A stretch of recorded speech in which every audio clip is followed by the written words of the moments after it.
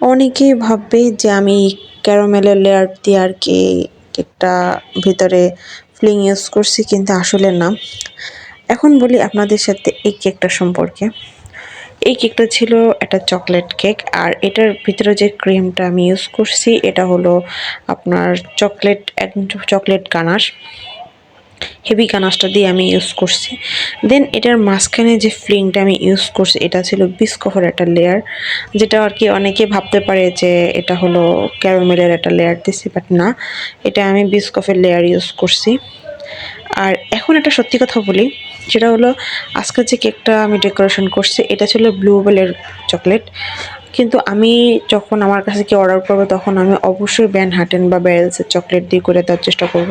কারণ এটা আসলে আমি প্রথমবার যেহেতু ট্রাই করছি, আমি চাইনি এতটা এক্সপেন্সিভ চকলেট দিয়ে আসলে জিনিসটা করি কেমন না কেমন হয় এটা দেখার জন্য আর কি আমি এটা নর্মাল চকলেট দিয়ে আর কি ট্রাই করছি। কারণ টাকারও তো মূল্য আছে, তাই না?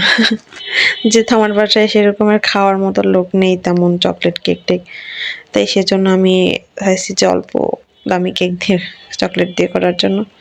তো যাই হোক, আমি এখানে দুটো লেয়ার করে নিয়েছি। মাঝখানে এটা ছিল বিস্কুফের লেয়ার, সেটা তো আগেই বললাম। দেন এটা আমার পেজের একটা এক্সপেন্সিভ কেকের ভিতরে একটা হবে, প্রিমিয়াম সেকশনের, যেহেতু এটা হেভি গানাশ দিয়ে মাঝখানে তারপর আবার বিস্কুফের লেয়ার যাবে, বুঝতেই পারতেছেন।